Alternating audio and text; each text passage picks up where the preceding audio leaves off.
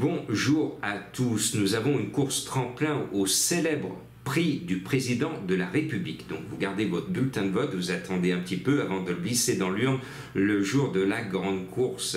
Eh bien, ce prix du Victor 3, on a de très bons chevaux au départ, 4400 mètres avec les gros obstacles à franchir, la célèbre rivière des tribunes. Et pour moi, un cheval peut justifier son nom, il s'appelle Imprenable. Il porte le 8, l'entourage est très confiant. Eh bien, j'étais contaminé par la grande confiance de l'entourage. Je n'hésite pas une seconde à le mettre en tête, mais je vous le rappelle, il n'y a pas de coup sûr en obstacle. C'est une discipline ô combien dangereuse, et courage à nos amis les chevaux et à ceux qui les montent. Et puis, à la lecture des partants, je me suis dit, oh là là là là, mais le cheval à ce poids, c'est un soleil.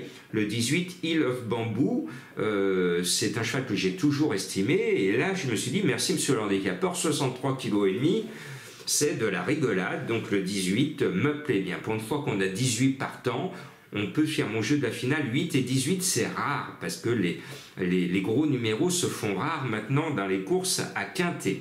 J'aime bien ensuite un cheval qui m'a donné raison cette année dans les quintets. Je lui reste donc fidèle. J'aime bien Yannick Foin, qui ne court qu'à bon escient les quintets. Il nous revient avec un cheval que j'adore. C'est le 17 Helsinki No Limit. Il est annoncé à 24 contre 1. Moi, quand un cheval me fait plaisir, quand un cheval me donne raison, qu'il est régulier, qu'il est en forme, qu'il est en bas de tableau, avec Tanguy Andrieux, qui est un excellent jockey, je me dis tous les feux sont au vert.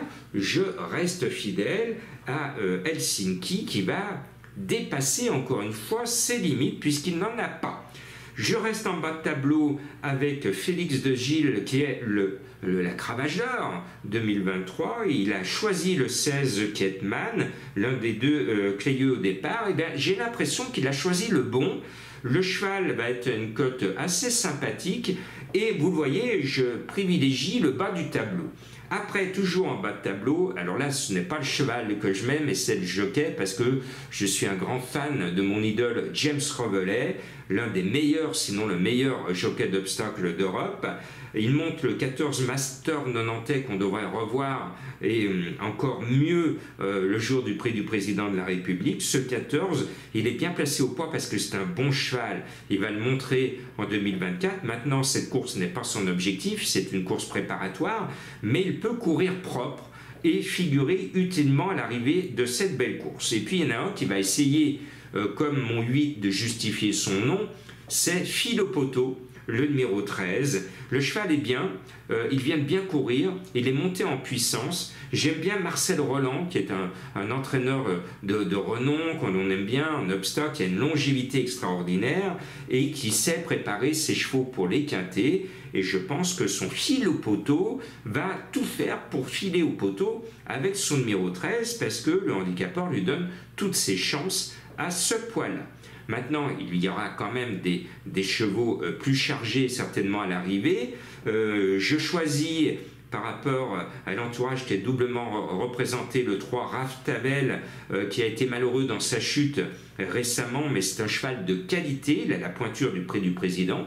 Et puis, M. Chaillet, qui ne parle pas à mes confrères, donc on ne sait pas ce qu'il pense de ces 3 mousquetaires, mais à mon sens, son D'Artagnan, qui m'a plu en fin d'année en gagnant et en début d'année en regagnant récemment en haie. Ça fait 2 fois de suite que le 4 flanqueur m'a plu, donc je le mets parce que l'impression visuelle par 2 fois est bonne et on sent que le cheval a du potentiel, comme le nomade qui a regagné son quintet. Bon, maintenant on ne le verra plus dans les quintets parce que le handicapeur va le massacrer au poids, mais en tout cas bravo à lui. Moi je pensais que comme il avait été surchargé, que Stéphane Passet, son jockey fétiche, était à Médane, et non, voilà, il a fait l'arrivée. Donc bravo à le nomade qui a réalisé l'exploit de gagner plusieurs quintets cet hiver. Bravo à lui. Eh bien, Flanquer peut faire pareil, c'est-à-dire galoper plus vite que monsieur le handicapeur. Je vous le rappelle, Madame Colombo ne donne plus sur les courses d'obstacles, et je sais que vous aimez mes chevaux mystères, hein.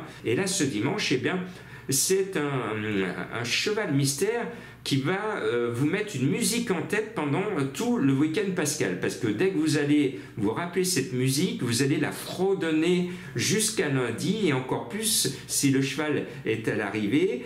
Il nous rappelle le film de 1976 signé par Carlos Saura, et surtout la chanteuse qui interprète cette chanson s'appelle Jeannette.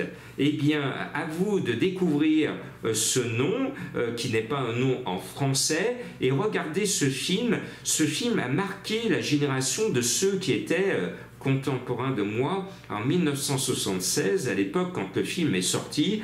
La chanson, c'était le tube international, et il a marqué nos générations des années 70. Ah, ça ne nous rajeunit pas tout cela.